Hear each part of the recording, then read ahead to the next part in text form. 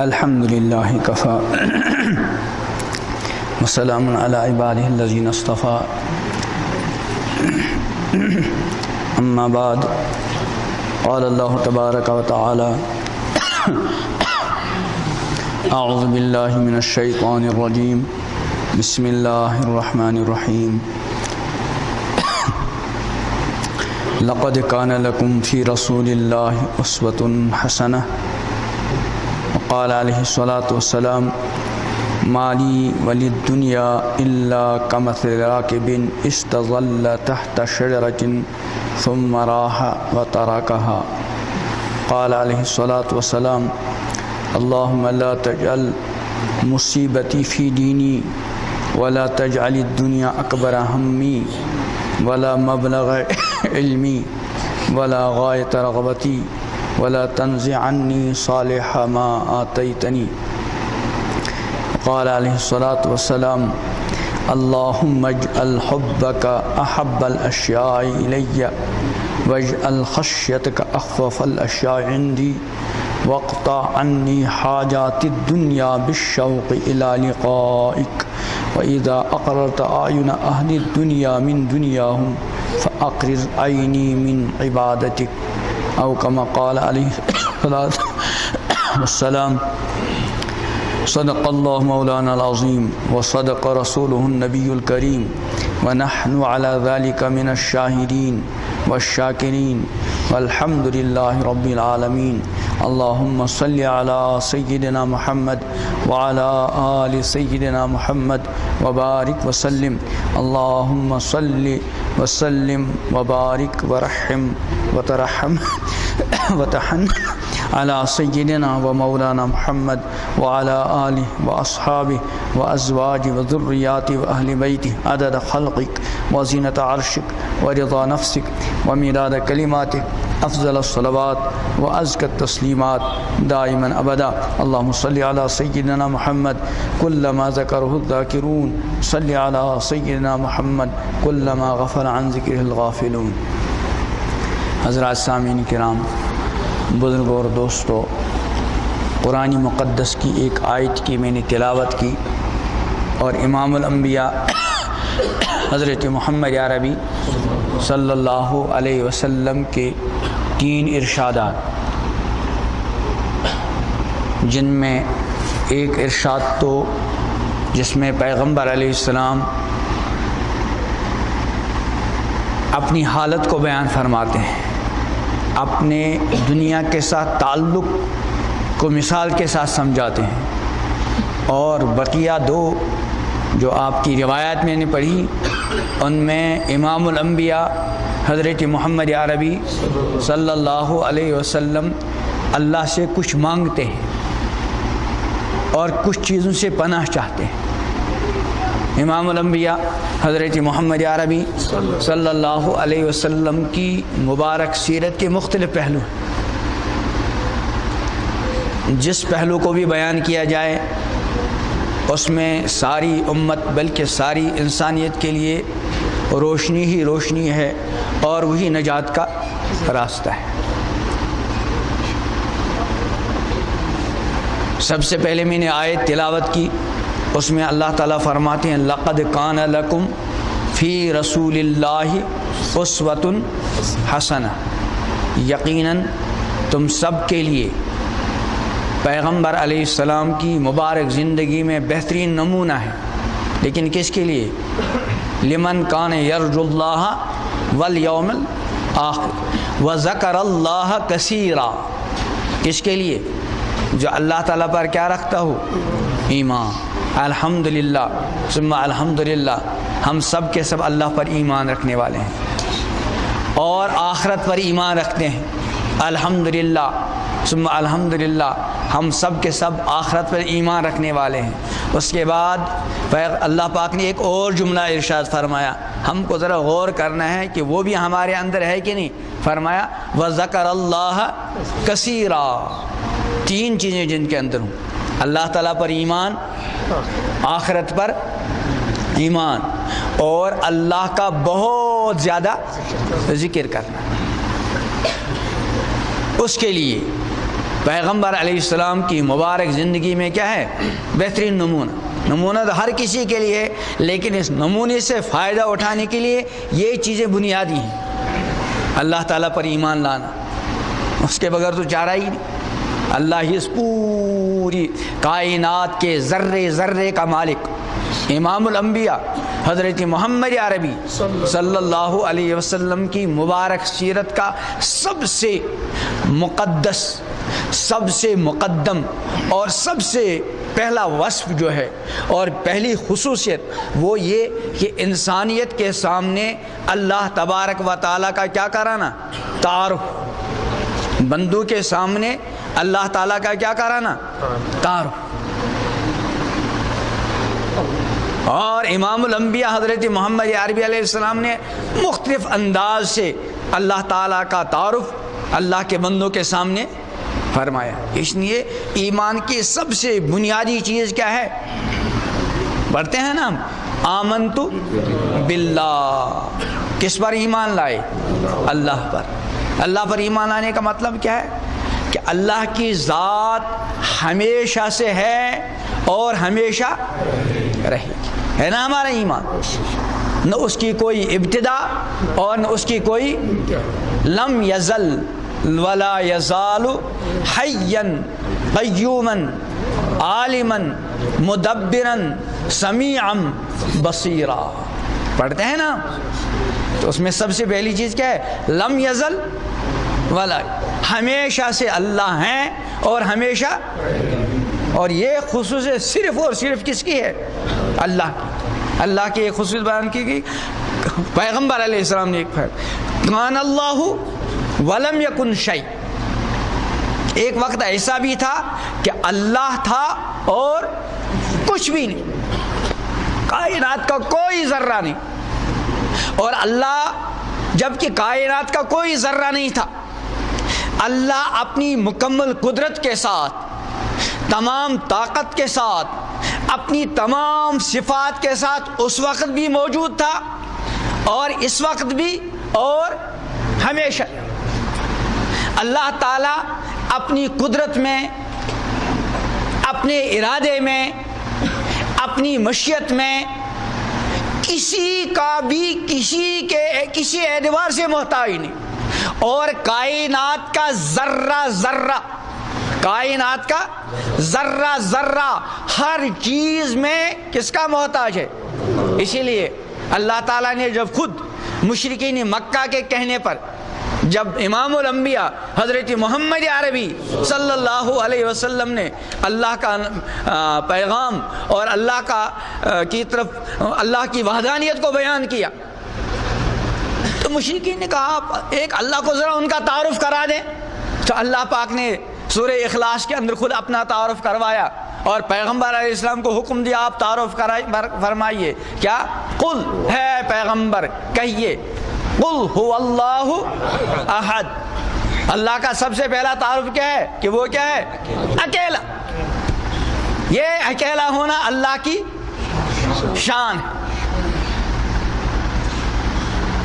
قل هو اللہ احد، ہر چیز میں اکیلا، کسی بھی چیز میں اللہ کے ساتھ کوئی بھی کسی اعتبار سے شریک نہیں۔ قل هو اللہ احد، فرمایا نا، کنری بوزک، کنری بوزک، کنو روزک، ام کنرن کود جت جلاو، عقل تو فکر طور کو تو سوزک، یہ میں مال چاچک صدریا۔ اللہ تعالیٰ کی وحدانیت، تو اللہ تعالیٰ نے سب سے پہلا اپنا تعارف کیا فرمایا؟ قل هو اللہ احد، اکیلا۔ اس اکیلے کو یہ ساری کائنات چلانی ہے، تو اس کو کسی معین مددگار کی ضرورت تو نہیں۔ اللہ نے کیا فرمایا؟ اللہ الصمد۔ صمد کہتے ہیں اس ذات، بے نیاز، صمد کا پورا ترجمہ نہیں، اسی لیے عربی زبان کے اندر اللہ پاک نے وسعت رکھی ہے، اس وسعت کو کسی اور زبان کے اندر ادا نہیں کیا جا سکتا. اس لیے اللہ کا جو ہم یہ اس کا ترجمہ کریں اللہ الصمد، اللہ بے نیاز ہے، یہ صمد کا پورا ترجمہ، صمد کا پورا ترجمہ کیا ہے؟ جو میں نے بھی عرض کیا کہ وہ کسی معاملے میں کسی چیز کا محتاج نہیں، اور کائنات کا ذرہ ذرہ ہر چیز میں اسی کا محتاج. یہ ہے صمد، اللہ الصمد. ساری کائنات ہے نا، انبیاء و اولیاء محتاج ہو، انبیاء ہوں، فرشتے ہوں، اولیاء کرام ہوں، صحابہ ہوں، محدثین ہوں، مجتہدین ہوں، سارے کے سارے ہر معاملے میں اللہ کے محتاج، اور وہ کسی کا کسی معاملے میں محتاج نہیں. اللہ الصمد لم یلد ولم، اللہ خود اپنا تعارف فرما رہے ہیں کہ نہ تو کسی کو جنا، نہیں اس نے کسی کو، اور نہ وہ کسی سے جنا گیا، کہ اس کی شان کیا ہے کہ وہ ہمیشہ سے ہے اور ہمیشہ. وَلَمْ يَكُنْ لَهُ كُفُوًا أَحَدٌ، اس کا کوئی ہمسر نہیں. اس لیے قرآن پاک نے خود ارشاد فرمایا لَيْسَ كَمِثْلِهِ شَيْءٌ، اللہ کی کوئی مثال ہی نہیں. تو آمنتُ باللہ، ایمان کس پر لائے؟ اللہ پر، کہ اللہ تعالی ہمیشہ سے ہیں، ہمیشہ رہیں گے.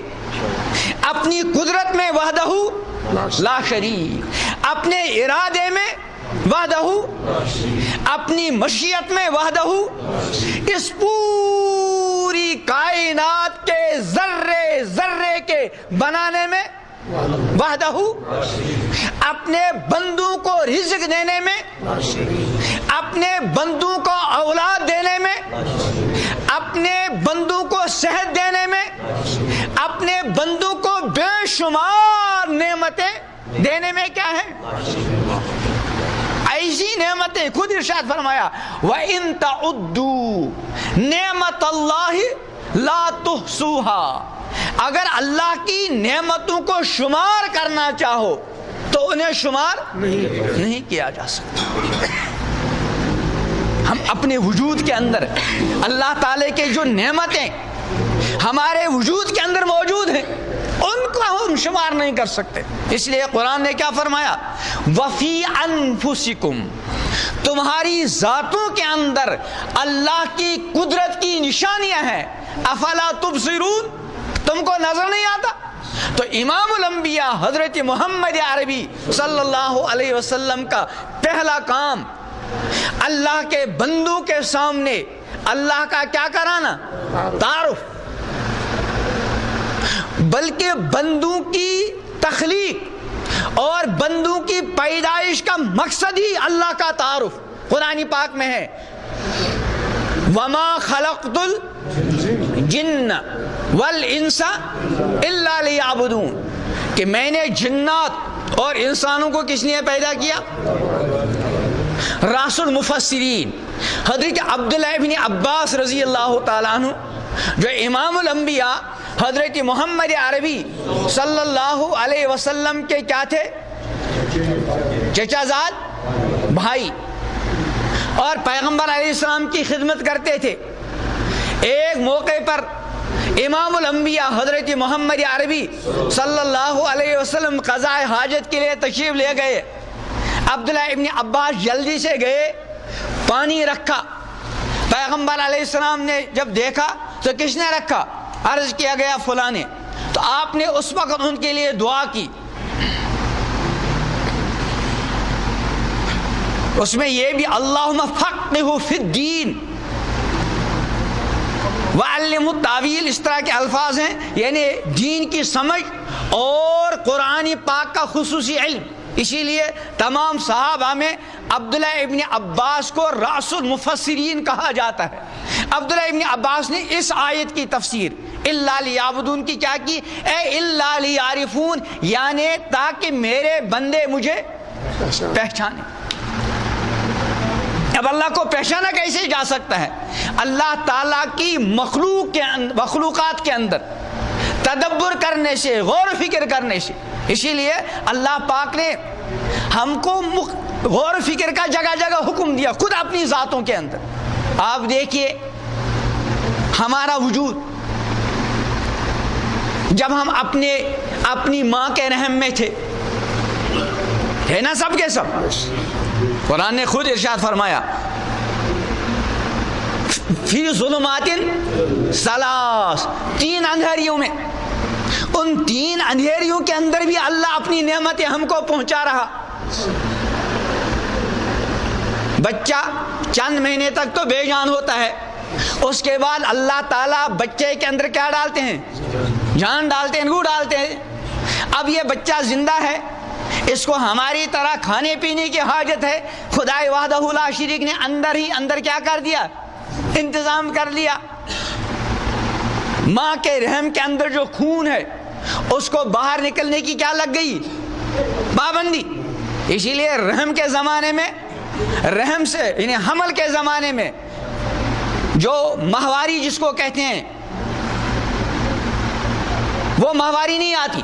اس لیے حمل کے زمانے میں اگر کبھی عورت کو خون آوے بھی تو وہ خون حیض نہیں اس کو کہا جاتا، بلکہ کیا کہا جاتا ہے؟ خون استحاضہ. یعنی خون حیض کے جو احکام ہیں کہ اس میں نماز نہیں پڑھ سکتی عورت، قرآن پاک کو ہاتھ نہیں لگا سکتی، مسجد میں جا نہیں سکتی، اس کا شوہر اس کے پاس جا نہیں سکتا. لیکن حمل کے زمانے میں اگر ایک عورت کو خون آتا ہے تو اس پر یہ پابندیاں، اس کا شوہر اس کے پاس جا سکتا ہے، وہ نماز پڑھے گی، وہ قرآن پاک کی تلاوت کرے گی. اس کو استحاضے کا خون، جب جیسے کسی آدمی کو خون آوے اور مسلسل اس کو خون آ رہا ہے، باوجود اس کو نماز پڑھنے کا موقع نہیں آتا، اس کے لیے حکم کیا ہے کہ ہر وقت کے لیے کیا کرے؟ وضو. مغرب کا وقت ہو گیا، اذان ہونے لگی، اذان سے پہلے نہیں، اذان ہوتے جو اذان شروع ہو گئی فوراً کیا کر لے؟ یہ وضو اس کا کب تک رہے گا؟ عشاء کے. جو ہی عشاء کا وقت شروع ہو گیا اب نیا وضو کرے، اس سے عشاء پڑھ لے. اسی طرح جس عورت کو حمل کے زمانے میں خون آتا ہو تو یہ خون استحاضہ یہ بھی معذور ہے، اس کو بھی ہر وقت کے لیے الگ وضو کرنا ہے، غسل کی ضرورت نہیں. اس کا شوہر اس کے پاس جا سکتا ہے. خلاصہ یہ کہ اس زمانے کے اندر اس خون حیض کے باہر آنے پر پابندی لگ گئی. اس خون حیض کو اللہ تعالیٰ نے اس نو مولود جو ابھی دنیا میں آیا نہیں اس کے لیے جو ہے غذا کا انتظام اس کے ذریعے کروایا. لیکن اللہ تعالیٰ کی قدرت کہ عام کھانے پینے کا راستہ کیا ہے؟ خون پاک ہے کہ ناپاک؟ ہر خون ناپاک. اور یہ جو عورت کے رحم سے اس کو تو نام سے ہی ہماری جین آتی ہے. اللہ پاک نے اس کے لیے راستہ کھول دیا دوسرا. وہ جو خون اس کے معدے میں جا کر اس کے لیے غذا کا کام دیتا ہے تو کہاں سے جاتا ہے؟ ناف سے. تو نہیں اتمانا.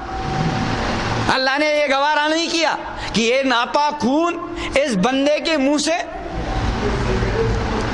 اب اس بندے کے معصوم بچے کے دنیا میں آنے کا وقت آ گیا، ابھی کچھ عرصہ باقی ہے، اچانک اس بچے کی ماں کے پستانوں میں کیا آنے لگا؟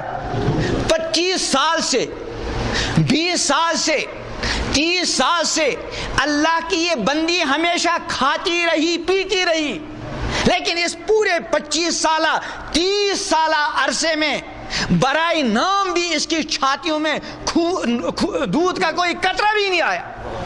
لیکن جو ہی بچہ باہر آیا اللہ تعالیٰ نے اس خون کو حکم دیا کہ اب بچے کو باہر آنا ہے، اور اس خون ہی کو باہر آ کر بھی بچے کے لیے کیا بننا ہے؟ غذا. اللہ نے اس اندر ہی اندر اس خون کے لیے 2 آرڈر نکالے، 2 حکم دیے. سب سے پہلا حکم یہ دیا کہ اب جو تم آؤ گے اس راستے سے آنا پڑے گا جس راستے سے اس 25 سالہ عرصے میں تم کبھی نہیں نکلے ہو. پہلا آرڈر تکوینی. اور دوسرا آرڈر اللہ کا اس خون کے لیے یہ ہوا کہ اب جو تم باہر آؤ گے تمہیں خون کی شکل میں باہر آنے کی اجازت بلکہ تم کو اب دودھ کی شکل میں باہر آنا ہوگا۔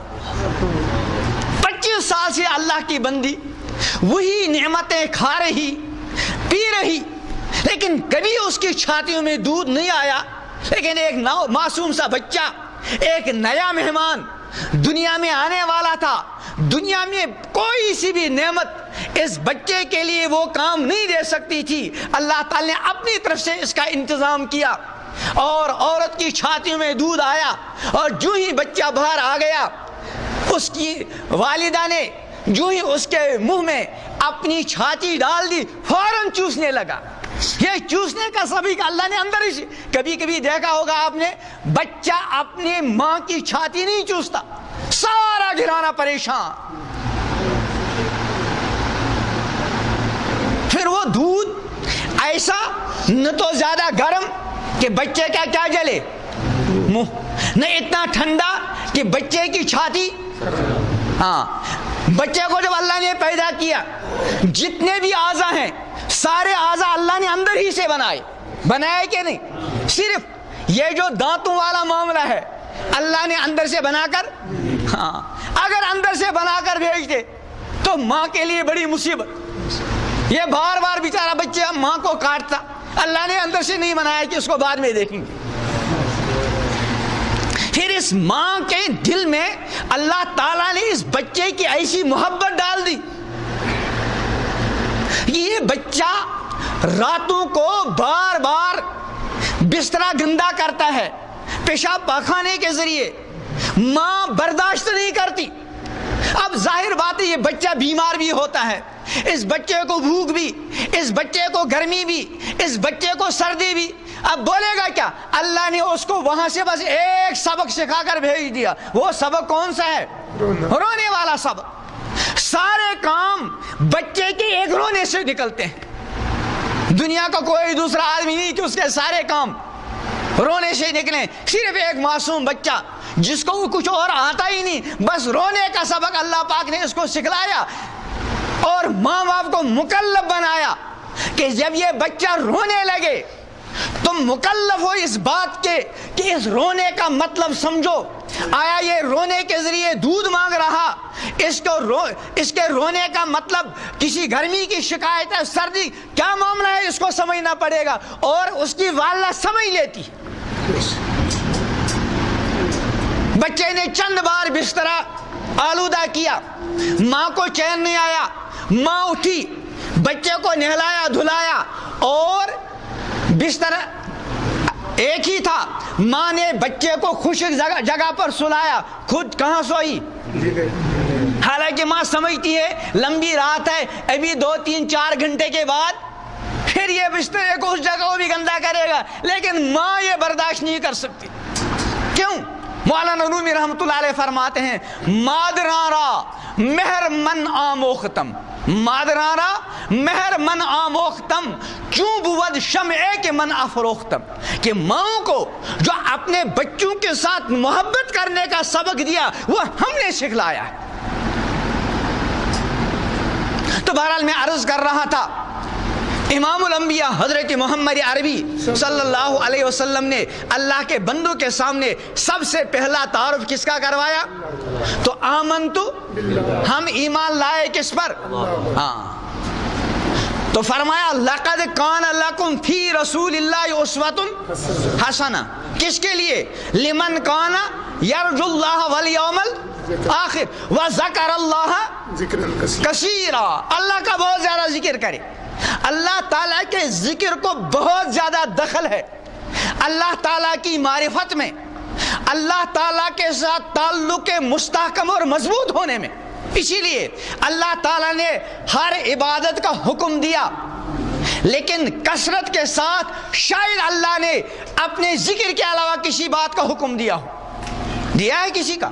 نماز کا حکم اقیم الصلاۃ، 5 وقت کے لیے نماز اللہ نے فرض کر دی، باقی اختیار دے دیا جب چاہو نوافل پڑھ دو، تلاوت کا حکم ہے، دعا کا حکم ہے، لیکن ذکر ایسی عبادت ہے کہ اللہ تعالی نے کیا فرمایا کہ یا ایھا الذین آمنوا اذکروا اللہ ذکرا کثیرا، تو بہرحال پیغمبر علیہ السلام کی مبارک زندگی میں ہم سب کے لیے بہترین نمونہ ہے زندگی کے ہر شعبے میں، زندگی کے ہر شعبے میں، عقائد کا معاملہ ہو، عبادات کا معاملہ ہو، معاملات کا معاملہ ہو، معاشرت کا معاملہ ہو، اخلاقیات کا معاملہ ہو۔ اس وقت میں نے جو دو حدیثیں پڑھی بلکہ 3 حدیثیں، اس میں امام الانبیاء حضرت محمد عربی علیہ السلام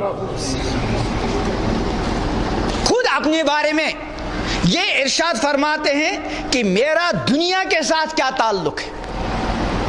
آج کل دنیا ہمارے رگ و ریشے میں ایسی گھس گئی ہے اور ایسی جگہ کی ہے دنیا نے کہ وہاں کسی اور چیز کی جگہ ہی نظر نہیں آتی۔ مسلمان ہو کر مسلمان کی یہ سوچ بنتی جا رہی ہے، کیا کچھ بھی ہو میری اور میرے گھر والوں کی کیا بنے؟ دنیا۔ کچھ بھی ہو میری اور میرے گھر والوں کی کیا بن جاوے؟ یاد رکھیے یہ مومنانہ سوچ نہیں، کافرانہ سوچ ہے، مومنانہ سوچ نہیں ہے۔ اسی لیے یہ سوچ رکھنے والوں کے لیے اللہ کی طرف سے بڑی شدید وعید ہے، جس کو ایمان والا سننا بھی برداشت نہ کرے۔ کیا فرمایا؟ من کان یرید العاجلۃ، جس نے ارادہ کیا دنیا کا۔ دنیا کمانا جائز ہے ناجائز؟ جائز ہے، لیکن یہاں اللہ کیا فرماتے ہیں؟ جس نے ارادہ کیا دنیا کا۔ اس ارادے سے مراد ہی یعنی ایسا یہ ارادہ، یہ سوچ اس کی بن گئی ہے کہ کچھ بھی ہو میری اور میرے گھر والوں کی کیا بن جاوے؟ دنیا۔ جب یہ سوچ ہو پھر وہ انسان حلال حرام جائز ناجائز کچھ نہیں دیکھتا، بس دنیا بنانے کی فکر میں لگا ہوا ہے۔ من کان یرید العاجلہ، ایسی ہی دنیا کی طلب رکھنے والے کے لیے امام الانبیاء حضرت محمد عربی علیہ السلام کو وہ ارشاد ہے کہ الدنیا جیفہ، الدنیا دنیا کیا ہے؟ مردار۔ بھیڑ کو بکرے کو ذبح کریں، حلال طیب، بھیڑ بکرا گائے بھینس خود بخود مر گئی، سڑک پر ڈال دیا، اس کو کیا کہیں گے؟ مردار۔ امام الانبیاء محمد عربی علیہ السلام فرماتے ہیں الدنیا جیفہ، دنیا کیا ہے؟ مردار۔ مردار کو باہر ڈال دو، کون سی مخلوق وہاں جمع ہوگی؟ ہاں؟ سڑک پر آپ گائے بھینس کسی کو ڈال لیجئے، مردہ، کون پڑیں گے اس کے پیچھے؟ پیغمبر علیہ السلام نے فرمایا الدنیا جیفہ وطالبها کلاب، اور اس مردار کے طلب کرنے والے کون ہیں؟ کتے۔ یہ مطلق دنیا مراد نہیں، بلکہ وہی دنیا جس میں یہ سوچو کچھ بھی ہو میری دنیا بن جائے، یہ سوچ ہو۔ اس لیے مولانا رومی رحمۃ اللہ علیہ فرماتے ہیں چیست دنیا از خدا غافل بدن، چیست دنیا از خدا غافل بدن، نئے قمارو نقرو فرزند زن، کہ دنیا نام ہے اللہ سے غافل ہونے کا۔ جب ایک بندہ اللہ سے غافل ہو گیا، اب حلال حرام جائز ناجائز اس کے لیے کوئی چیز ہی نہیں، آخرت اس کے سامنے کوئی معاملہ ہی نہیں۔ محض مال دولت کا مل جانا یہ دنیا، اگر غفلت نہ ہو اور مال دولت مل جائے وہ اللہ کا عطیہ ہے۔ امام الانبیاء محمد عربی علیہ السلام ارشاد فرماتے ہیں لا حسد الا علی اثنین، ایک ہے حسد، ایک ہے رشک۔ حسد ایک باطنی کینسر ہے۔ حسد کا مطلب کیا ہے کہ دوسرے کی کسی اچھی حالت کو دیکھ کر دوسرا اندر ہی اندر سے جلنے لگے اور یہ تمنا اور آرزو ہو اس کی اچھی حالت ختم ہو جاوے اور یہ اپنی اچھی حالت سے گر جاوے، اس کا نام کیا ہے؟ یہ باطنی کینسر ہے۔ اور امام الانبیاء محمد عربی علیہ السلام نے فرمایا یہ ایسا باطنی کینسر ہے کہ یہ نیکیوں کو ایسے ہی کھا جاتا ہے جیسے سوکھی لکڑی کو آگ۔ سوکھی لکڑی آگ پر ڈالنے تو تھوڑی دیر میں کیا بن جائے گی. اسی طرح حسد جو ہے انسان کی نیکیوں کو، حسد بدترین جرم ہے، اس لیے کہ حسد کرنے والا اللہ تعالیٰ کی تقسیم پر الیاذ باللہ اعتراض کر رہا ہے. اس کو جو ایک اچھی حیثیت دی، مالی اعتبار سے اللہ نے بڑھایا، عزت کے اعتبار سے کس نے بڑھایا؟ یہ جو جل رہا ہے تو کس کی تقسیم پر جل رہا ہے؟ اللہ کی. اس لیے باطنی کینسر ہے. ایک ہے حسد، یہ ہے حرام، اور ایک ہے رشک. رشک کا مطلب ہے کہ دوسرے کی اچھی حالت کو دیکھ کر آدمی یہ آرزو کرے پروردگار اس کو دیا ہے مجھے بھی دے دے. اس کا نام کیا ہے؟ یہ رشک جائز ہے. امام الانبیاء حضرت محمد عربی علیہ السلام فرماتے ہیں لیکن اگر تم مجھ سے پوچھو کہ قابل رشک کون سی چیز ہے تو میں بتاتا ہوں دو چیزیں قابل رشک ہیں، یا یوں کہو دو آدمی قابل رشک ہیں. اگر تم یہ آرزو کرو، یہ تمنا کرنے لگو کہ پروردگار مجھے بھی فلاں آدمی کی طرح بنا، تو پیغمبر علیہ السلام فرماتے ہیں پھر میں دو آدمیوں کی کیا کرتا ہوں؟ نشاندہی. ان میں ایک مالدار بھی ہے. کیا فرمایا؟ لا حسد الا علی اثنین. حسد سے مراد یہاں رشک ہے کہ رشک دو آدمیوں پر ہے. قابل رشک کتنے آدمی ہیں؟ کون کون؟ رجل آتاہ اللہ مالا. ایک وہ اللہ کا بندہ جس کو اللہ نے کیا دیا؟ مال دیا. مال دینے کے بعد بخیل نہیں بنایا بلکہ فسلطہ علی حلقاتہ فی الحق، پھر اس کو مسلط کیا اپنے مال کو حق کی راہوں میں خرچ کرنے پر. اس کو چین ہی نہیں آتا خرچ کیے بغیر. لیکن ایسا مالدار بننا یہ کار دارت والا مسئلہ ہے. اکثر و بیشتر معاملہ کیا ہے؟ مال آیا تو غفلت. اس لیے قرآن نے ارشاد فرمایا یا ایھا الذین آمنوا لا تلہکم اموالکم ولا اولادکم عن ذکر اللہ ومن یفعل ذلک فاولئک هم الخاسرون. اے ایمان والو، لا تلہکم، تم کو غافل نہ کرنے پائے، اموالکم، تمہارے مال، ولا اولادکم، اور تمہاری کس چیز سے؟ ان ذکر اللہ، اللہ کی یاد سے. اللہ کی یاد کی تین صورتیں. کتنی صورتیں؟ ایک زبان سے اللہ کا نام لینا، یہ بھی اللہ کی بارگاہ میں مطلوب ہے. امام الانبیاء محمد عربی علیہ السلام کا ارشاد ہے لا یزال لسانک رطبا من ذکر اللہ، کہ تمہاری زبان اللہ کے ذکر سے تر و تازہ رہے. تر و تازہ. جب بندہ اس زبان سے اللہ کا ذکر کرتا رہتا ہے تو اس کے اثرات دل پر پڑتے ہیں. اسی لیے اولیاء کرام، بزرگان دین اپنے مریدین اور اپنے طالبین کو بہت زیادہ ذکر کی کثرت کا حکم دیا کرتے تھے. یہ جو مختلف خانقاہیں ہیں ہماری ریاست میں، خانقاہ معلیٰ اور دوسری خانقاہیں، یہ اصل میں روحانی شفا خانے. اصل میں کیا ہے؟ ہاں، کسی کے اندر، جب کسی کے اندر کوئی بڑی بیماری ہو، خدا نہ خواستہ کینسر ہو، خدا نہ خواستہ کوئی اور خطرناک بیماری ہو، اس کو کیا کہاں منتقل کرو گے؟ ہاں، ہسپتال کے اندر مختلف وارڈ ہوتے ہیں. یہ کینسر کا وارڈ ہے، یہ جو ہے ٹی بی والوں کا وارڈ ہے، یہ فلاں بیماری والوں کا کیا ہے؟ وارڈ ہے. اسی طرح یہ جو خانقاہیں بزرگان دین کی ہوتی تھی، یہ بھی اصل میں روحانی شفا خانے تھے. یہاں حسد کے کینسر کا کیا کیا جاتا تھا؟ علاج. تکبر جو ایک بدترین کینسر ہے، اتنا خطرناک کینسر ہے کہ امام الانبیاء محمد عربی علیہ السلام نے ارشاد فرمایا اگر کسی کے دل کے اندر رائی کے دانے کے برابر بھی کبر ہوگا وہ جنت میں داخل. اور کبر کا مطلب کیا ہے؟ آدمی اپنے کو دوسرے سے کیا سمجھے؟ اچھا، اور دوسرے کو اپنے سے کیا سمجھے؟ کمتر. یہ کبر ہے. کبر کے مقابلے میں تواضع ہے.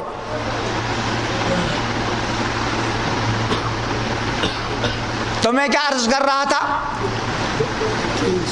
ذکر. ایک ذکر تو کون سا ہے؟ زبان سے کلمہ طیبہ پڑھیں، تیسرا کلمہ پڑھیں، استغفار کریں، اللہ اللہ کا ذکر کریں، درود شریف پڑھیں وغیرہ وغیرہ۔ ایک ہے دل کا ذکر، یعنی دل کے اندر اللہ تعالیٰ کی یاد، دل اللہ کی یاد سے کیا ہو؟ آباد ہو۔ اسی لیے قرآن نے ارشاد میں اس آیت کو ذرا توجہ سے سنیے، اللہ پاک فرماتے ہیں پیغمبر علیہ السلام کو، وَاصْبِرْ نَفْسَكَ مَعَ الَّذِينَ يَدْعُونَ رَبَّهُمْ بِالْغَدَاةِ وَالْعَشِيِّ يُرِيدُونَ وَجْهَهُ وَلَا تَعْدُ عَيْنَاكَ عَنْهُمْ تُرِيدُ زِينَةَ الْحَيَاةِ الدُّنْيَا۔ ایک حکم تو پیغمبر علیہ السلام کو یہ دیا جا رہا ہے، اس کو ذرا توجہ سے، وَاصْبِرْ نَفْسَكَ، اے پیغمبر آپ اپنے آپ کو روکے رکھیں، آپ جمے رہیں، اپنے آپ کو روکے رکھیں۔ کن لوگوں کے ساتھ؟ مع الذین، ان لوگوں کے ساتھ، یدعون ربہم بالغداة والعشی، جو صبح و شام اپنے رب کو کیا کرتے ہیں؟ اور یاد کرنا کس لیے؟ یریدون وجہ، اللہ کی رضا کو تلاش کرنے کے لیے۔ ولا تعد عیناک عنہم، آپ اپنی مبارک نگاہیں ان سے نہ ہٹائیں۔ اصل میں اس کا ایک شانی نزول ہے۔ ایک موقع پر جو کفار مکہ کے جو بڑے بڑے رؤسا تھے، وہ پیغمبر علیہ السلام کی بارگاہ میں حاضر ہوئے اور یہ کہنے لگے ہم آپ کی بات سنتے، آپ کی مجلس میں آتے، لیکن یہ غریب قسم کے نادار بے حیثیت لوگ آپ کے ساتھ بیٹھے رہتے ہیں، ہمیں ان کے ساتھ بیٹھتے ہوئے اور محسوس ہوتی تھی، کبر تھا ان کے اندر۔ اس لیے اگر آپ ہمارے لیے الگ سے مجلس قائم کر لیں تو پھر ہم آپ کی مجلس میں بیٹھا کریں گے۔ پیغمبر علیہ السلام نے اس کا ارادہ فرما لیا، بلکہ ایک موقع پہ جمع کہ وہ جو عبداللہ ابن ام مکتوم کا واقعہ ہے، اسی دور ہم نے اس وقت تفصیل کا موقع نہیں، تو اس وقت یہ آیت نازل ہوئی۔ پیغمبر علیہ السلام کے مبارک ذہن میں کیا تھا کہ اگر یہ بڑے بڑے روسا ایمان لائے تو ان کی دیکھا دیکھی دوسرے لوگ بھی ایمان لائیں گے، اور آپ نے سوچا اگر کچھ دیر کے لیے میں اپنے ان جانثاروں کو الگ بھی کر لوں، یہ تو بہرحال اپنے ہیں، اس لیے کچھ دیر کے لیے ان کو الگ کرنے میں کوئی مسئلہ نہیں، اگر وہ آ گئے تو سب کے لیے ایمان کا راستہ کھل جائے گا۔ لیکن ابھی آپ نے ارادہ ہی فرما لیا تو آپ کو حکم دیا وَلَا تَعْدُ عَيْنَاكَ عَنْهُمْ، آپ اپنی مبارک نگاہیں ان سے نہ ہٹائیں ان دنیا داروں کی وجہ سے۔ ایک حکم تو یہ دیا کہ جو صبح و شام اپنے رب کا ذکر کرتے ہیں آپ ان کے ساتھ بیٹھے رہیں اور ان کو اپنی مبارک صحبت سے فیضیاب کرتے رہیں۔ اس کے بعد دوسرا حکم بھی مجھے اصل عرض کرنا ہے، وَلَا تُطِعْ مَنْ أَغْفَلْنَا قَلْبَهُ عَنْ ذِكْرِنَا، آپ ان لوگوں کی بات نہ مانیں جن کے دلوں کو ہم نے اپنی یاد سے کیا کر رکھا؟ غافل کر رکھا۔ تو ایک ذکر تو کون سا ہے؟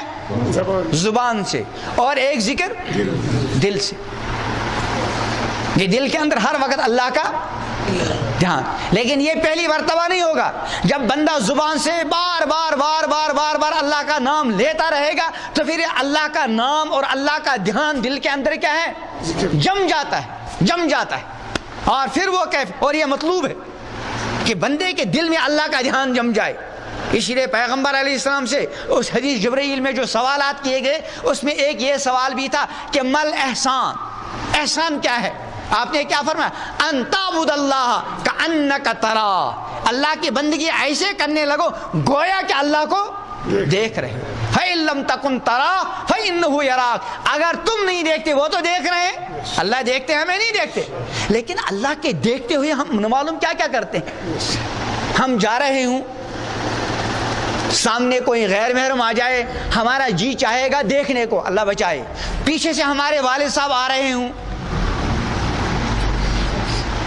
ہماری ہمت بڑھے گی، حالانکہ جی چاہ رہا ہے بات کروں، رک جاؤں، لیکن پیچھے سے والد صاحب آ رہے ہیں، شاید وہ دیکھ رہے ہیں، شاید وہ حالانکہ ان کا دیکھنے کو یقینی تو نہیں، ہو سکتا ہے وہ اپنے حال میں مست ہوں، دائیں دیکھ رہے ہوں، بائیں دیکھ رہے ہوں، نیچے دیکھ رہے ہوں، لیکن شاید دیکھ رہے ہوں۔ اس کا اثر کیا پڑا؟ ہمیں دیکھنے کی ہمت نہیں۔ اللہ کے بارے میں یہ ہے کہ وہ شاید اللہ دیکھ رہے ہوں، بلکہ کیا ہے؟ یقیناً دیکھ رہے ہیں، اور یقیناً دیکھ رہے ہیں پھر بدنگاہی کی ہمت کیسے پڑی. وجہ کیا ہے؟ ابھی وہ کیفیت محسوس حاصل نہیں ہے جس کو کیا کہتے ہیں کیفیت احسانی. وہ کب حاصل ہوگی؟ جب بار بار بار بار اللہ کا بندہ اللہ کا ذکر کرتا رہے گا. ہمارے اکابرین میں سے شاید حاجی امداد اللہ مہاجر مکی یا حضرت مولانا رشید احمد گنگوئی رحمہ اللہ ایک بہت بڑے محدث بہت بڑے عالم ہیں، دارالعلوم دیوبند کے بانیوں میں سے ہیں. ان سے کسی نے پوچھا کہ حضرت آپ آج کا روزانہ 24 گھنٹے میں کس قدر ذکر اسم ذات کرتے ہیں؟ اسم ذات کا مطلب اللہ اللہ اللہ کتنی بار کرتے ہیں؟ تو آپ نے کیا فرمایا؟ بھائی اب زیادہ نہیں ہو پاتا، بس دن رات میں 1.25 لاکھ مرتبہ. بتا جو اللہ کا بندہ دن رات 1.25 لاکھ مرتبہ اللہ کا نام لے تو کیا اس کے دل کا حال ہوگا. ایسے لوگوں کی صحبت میں جب آدمی بیٹھتا ہے تو زندگی بدل جاتی ہے.